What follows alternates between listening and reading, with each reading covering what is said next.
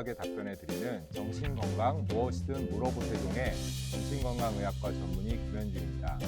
오늘은 사전에 세종 시민분들에게 길거리 인터뷰를 통해 받은 정신건강에 관련된 질문들을 여러분들에게 답변해 드리기 위해서 제가 여기에 나왔습니다.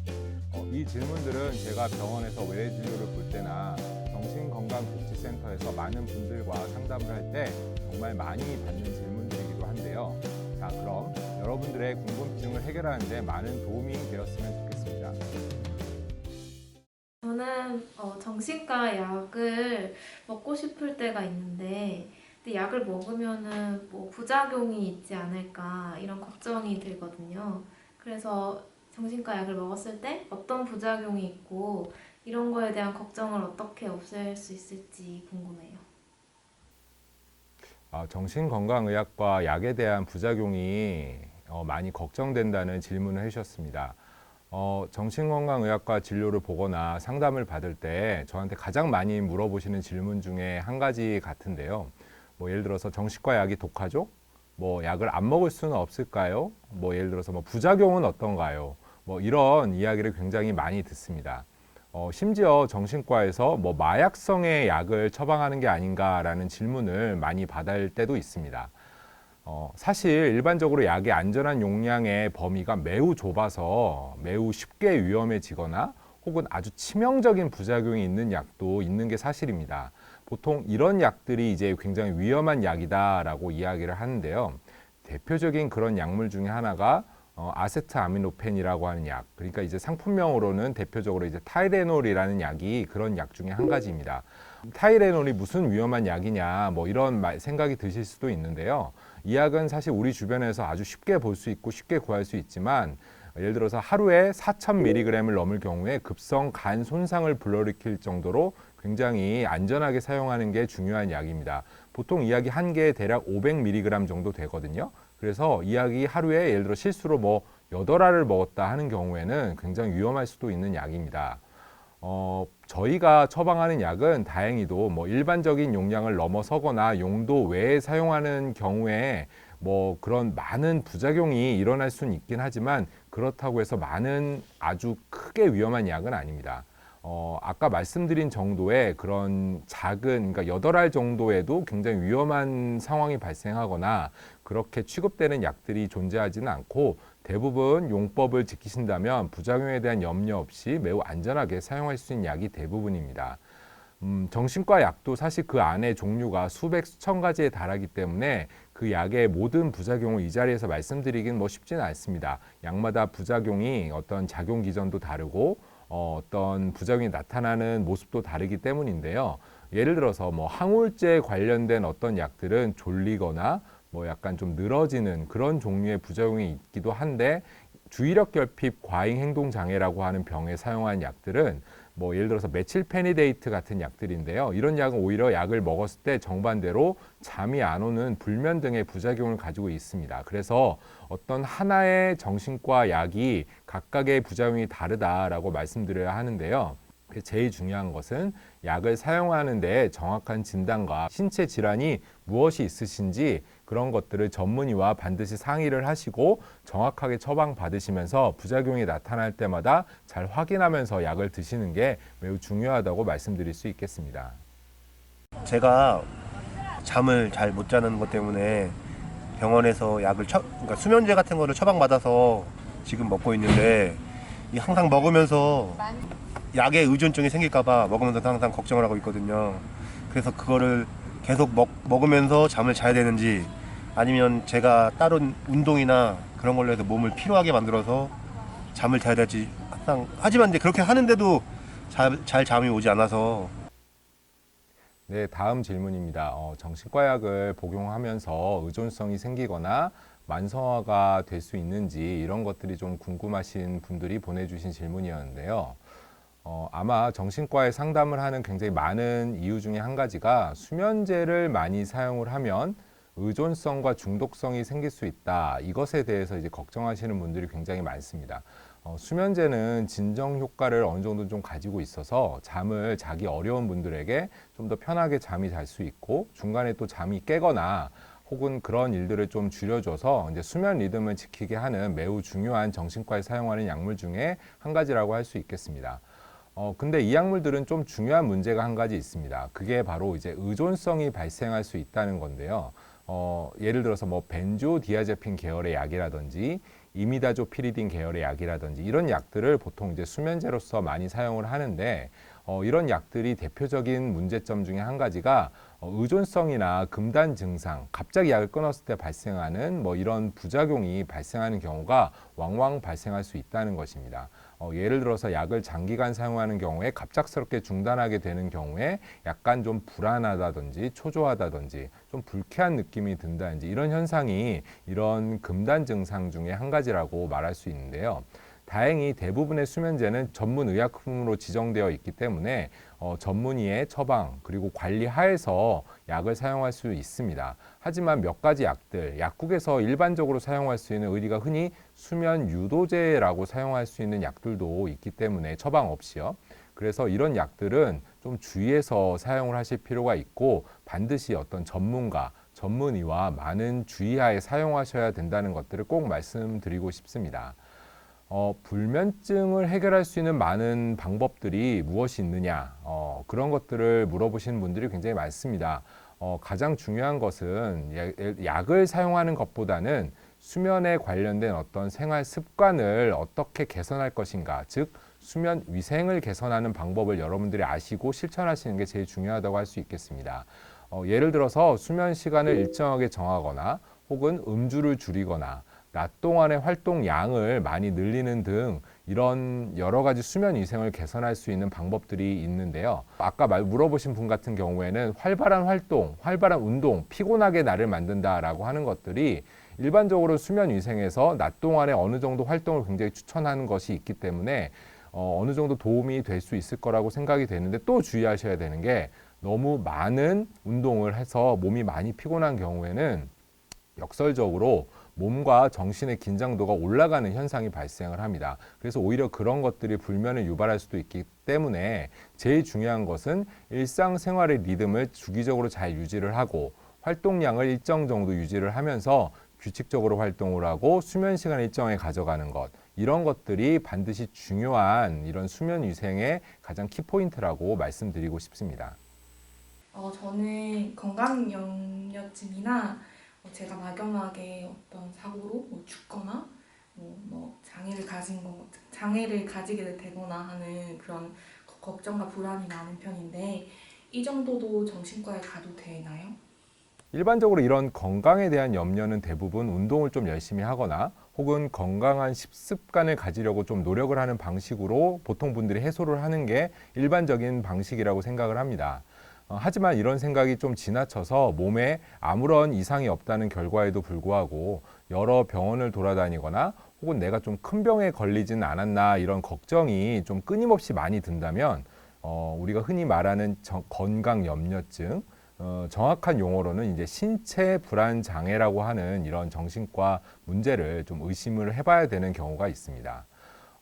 좀 더 자세히 말씀드리자면 대부분 뭐 이런 사람들 중에서는 자신의 건강 상태에 대한 의심과 어떤 자그마한 신체적 증상에 대해 끊임없이 어떤 의심과 집착을 가지고 있는 분들이 많습니다. 그래서 의사가 보통 별다른 이상이 없다라고 설명을 해도 이러한 걱정을 어떤 멈출 수가 없기 때문에 흔히 닥터 쇼핑이라고 하는 그런 병원을 여러 군데 돌아다니면서 검사를 끊임없이 받고 반복하게 되는 경우가 굉장히 많습니다. 생각보다 이러한 문제를 가지고 있는 분들은 굉장히 많은 편입니다. 어떤 통계 자료에서는 1차 진료를 받는 환자분들 중에서 20%가량이 이러한 건강염려증을 의심해야 되는 증상을 보인다고 이야기를 하기도 하였습니다.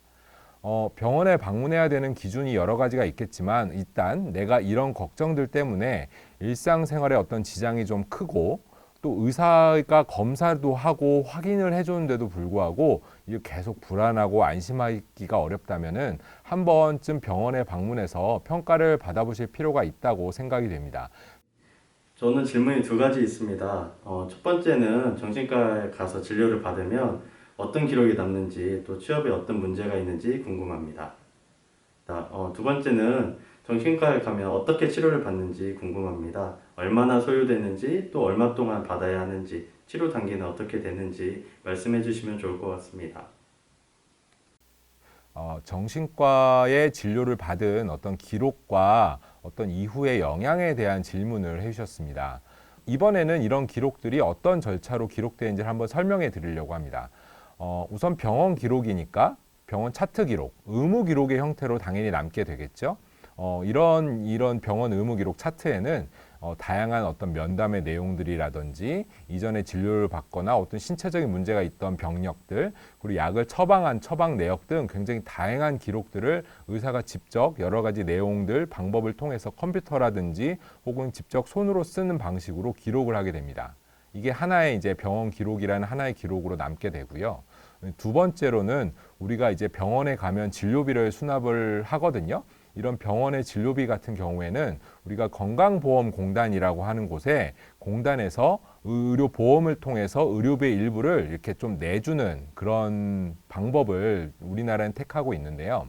이런 의료보험의 혜택을 받기 위해서 국민건강보험공단에서 어떤 진료를 받고 또 약을 처방받는지 이런 내역들을 이제 보내는 그런 과정의 절차를 또 밟게 됩니다. 말하자면 이제 두 가지 종류의 기록이 있다고 할 수 있겠죠.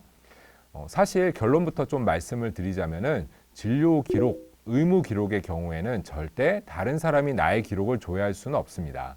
의료법 21조에 의하면 환자 외에 다른 사람에게는 어떠한 방식으로든 의료 정보, 의료 기록을 공유할 수 없다라고 명시가 되어 있기도 하고요. 또한 병원에서도 나 외에 다른 사람에게는 알려줄 수 없게 되어 있거든요. 아주 특수한 경우들도 있습니다. 예를 들어서 법원에서 어떤 문제가 있기 때문에 정보를 요청하거나 뭐 경찰에서 어떤 정보를 요청하거나 이런 국가기관에서 정보를 요청하는 경우들도 간혹 있을 수 있겠죠. 하지만 이런 특수한 요구도 본인이 직접 와서 발급해 가거나 본인이 요청을 직접 하지 않는 경우에는 절대 그런 국가기관에서의 조차 어떤 기록을 받아갈 수는 없습니다. 의료보험 지급 때문에 이제 기록이 좀 이제 왔다 갔다 하는 경우가 있다 이런 얘기를 드렸는데요. 이것도 사실은 보험의 혜택을 주기 위한 최소한의 정보들, 예를 들어서 진단명이 있을 수 있고 어떤 처방전, 처방 약물의 종류들 이런 부분들이 존재하겠죠. 이런 부분들이 이제 넘어갈 수 있긴 합니다만 사실 그런 기록 외에 다른 상담 내용이라든지 이런 부분들은 절대 열람할 수가 없습니다. 또한 민감 정보라고 불리는 개인을 식별할 수 있는 여러 가지 정보들이 있죠. 뭐 이름이라든지 성별이라든지 나이라든지 이런 정보들 역시도 어떤 조회 기록상에 절대 남지 못하도록 되어 있기 때문에 다른 사람이 실제로 어떤 의무 기록을 통해서 개인을 식별하거나 조회할 수 있는 경우는 불가능하다고 할 수 있습니다. 질문자 분께서 얘기해 주셨던 거를 한번 예로 한번 들어보겠습니다. 예를 들어서 어떤 취업 준비생이 있는데 회사에 이제 면접을 보겠죠. 그러면 그 회사가 그 사람의 진료 기록, 그 중에서도 이제 정신건강의학과 진료 기록, 진료를 받았던 이력이 있는지 과연 알 수 있을까요? 당연히 불가능합니다. 왜냐하면 이런 것들은 굉장히 중요한 기록이기 때문에 철저하게 보안으로 지키고 있고 의료법상으로도 보호가 되고 있기 때문입니다. 그래서 이러한 기록이 혹시 남에게 보여지거나 혹은 나중에 혹시 이런 취업이나 이런 것들에 어떤 불이익을 받지 않을까라는 생각들 때문에 어떤 굉장히 중요한 치료나 어떤 상담을 주저하시는 분들이 있는데요. 이렇게 주저하시거나 그래서 치료의 때를 놓치시지 말고 반드시 좀 이른 시기에 빨리 오셔서 상담을 하셨으면 하는 바람이 있습니다. 그리고 한 가지 더 질문이 치료의 기간은 얼마나 되느냐 이런 것들에 대해서 질문을 해주셨는데 사실 정신건강의학과 진료는 일반적으로 진료의 기간을 특정 짓기 어려운 경우가 굉장히 많습니다. 예를 들어서 재발의 문제가 있을 수도 있고요. 또는 예방적인 치료를 하는 경우들도 있기 때문에 그런 치료 기간이 굉장히 길어지거나 다 좋아진 것 같다라고 느껴지는데도 불구하고 좀 더 진료를 봐야 되는 경우가 있거든요. 그래서 정말 중요한 것은 치료 기간이 얼마나 받아야 되느냐 이런 문제들보다는 일상생활에서 내가 정말 힘들고 어려운 문제들을 좀 빠른 시간 안에 상담을 받고 충분한 시간 동안 치료를 받을 수 있는 그런 방법을 꾸준히 잘 유지하는 것들이 정말 중요하다고 말씀드리고 싶습니다. 저는 정신과 치료를 받게 되면 어떤 방식으로 받게 되는지도 좀 궁금했고 또 비용은 얼마나 드는지가 궁금해서 일반적인 과정을 그래도 좀 말씀드릴 수 있을 것 같습니다. 개인이 우선 병원에 방문해서 간단한 문진, 예를 들어서 뭐 질문지를 통해서 할 수도 있고요. 뭐 여러 가지 방법을 통해서 간단하게 어떤 평가 도구를 거쳐서 할 수도 있는 그런 문진을 거치게 됩니다. 그리고 정신과 의사의 전문의가 초진 진료를 이제 시행을 하게 되는데요. 그 과정에서 전문적인 어떤 정신과적 면담 과정을 거치게 됩니다. 그 면담은 예를 들어서 뭐 아주 어렸을 때부터의 어떤 발달력이라든지 혹은 과거력, 혹은 병이 생기는 그런 시점에 대한 어떤 문제가 생기는 어떤 병력 등에 대해서 평가를 하기도 하고, 현재 상태나 어떤 기분, 생각 상태 등을 확인하는 정신 상태 검사 등 굉장히 다양한 종류의 면담을 시행을 하게 됩니다. 그런 뒤에 어떤 검사를 시행하게 되는 경우들도 있는데요. 흔히 정신 상태에 대한 정량화된 평가라고 이야기를 하는 심리 검사 등이 필요한 경우들도 있습니다. 이런 경우에 이제 전문의가 필요하다고 판단될 때 이런 여러 검사 과정을 거치게 되는데요. 어떤 심리 검사를 할 수도 있고, 뇌의 기능을 평가하는 뇌파 검사를 하는 경우들도 있고요. 경우에 따라서 뇌 자체에 어떤 구조적인 문제가 있을 걸로 예상되는 경우에는 영상학적 검사를 실시하는 경우들도 있습니다. 근데 이런 경우들은 어디까지나 전문의가 필요하다고 판단되는 여러 가지 검사 과정입니다. 그래서 이런 여러 가지 면담과 평가, 그리고 검사 등을 거쳐서 최종적인 진단을 통해 치료 과정을 결정하게 되는 것입니다. 치료 과정은 예를 들어서 어떤 상담을 통한 심층적인 정신치료를 결정하게 되는 경우들도 있고요. 가족 모두가 모여서 어떤 상담을 하게 되는 가족치료를 하는 경우들도 있고, 어떤 교육이나 행동치료 등을 통한 인지행동치료, 약물치료 등 다양한 비약물적 치료와 약물적 치료를 통합적으로 시행을 하게 되는데요.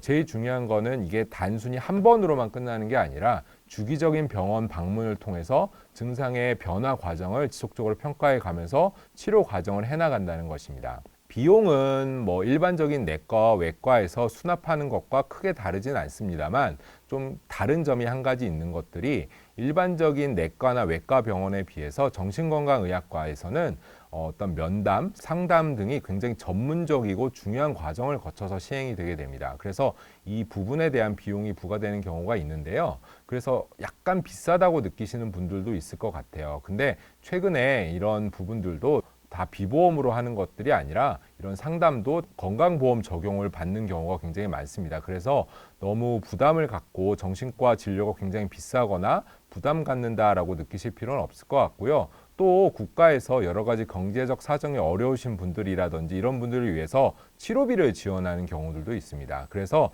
많은 필요하신 분들이 있다면 정신건강복지센터라든지 뭐 시청이나 보건소 등 지자체를 통해서 도움을 요청하시고, 꼭 필요하신 분들이 이런 도움을 받고 꼭 필요한 진료를 받으셨으면 하는 바람입니다. 제 솔직히 이번에 아이로 인한 건데 학교를 아이들이 제대로 안 가잖아요. 그 외에 온라인 학습으로 해서 아이들이 이제 공부를 하는데 그 시간에도 아이들이 사실 거기에 되게 충실하게 하질 않아요. 그거보다는 아이들이 진짜 화상으로 해서 제대로 된 학습 태도와 자기 모습을 좀 보여줬으면 좋겠다는 생각이 들어요. 부모님이 질문을 해주신 것 같습니다. 사실 저도 아이를 키우는 입장에서 굉장히 걱정이 많습니다. 이런 코로나 사태를 겪으면서 뉴스 같은 것들을 볼 때 뭐 원격 수업을 하면서 학생들의 수학 성적이나 학업 성취도가 많이 하락을 했다든지, 뭐 진도를 따라가기 힘들어 한다든지 이런 이야기가 사실 굉장히 많이 나오고 있기도 합니다.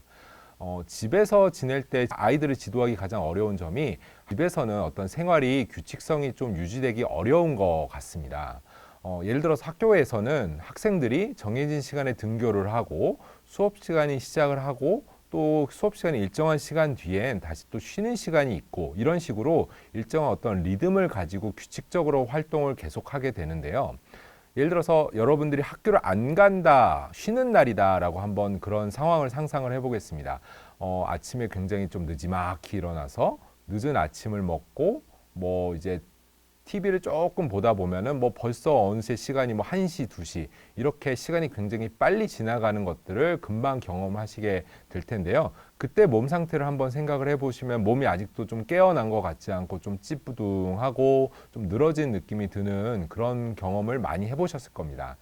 사실 우리의 몸은 어느 정도 어떤 규칙성과 활동성을 유지하지 않으면 좀 이런 좀 몸이 늘어지거나 몸이 좀 안 좋은 상태가 된다고 보통 이야기를 합니다. 앞에 언급드렸다시피 어떤 적절한 정도의 스트레스가 유지가 돼야만이 오히려 더 건강에 좋다고 말할 수 있다는 것이지요.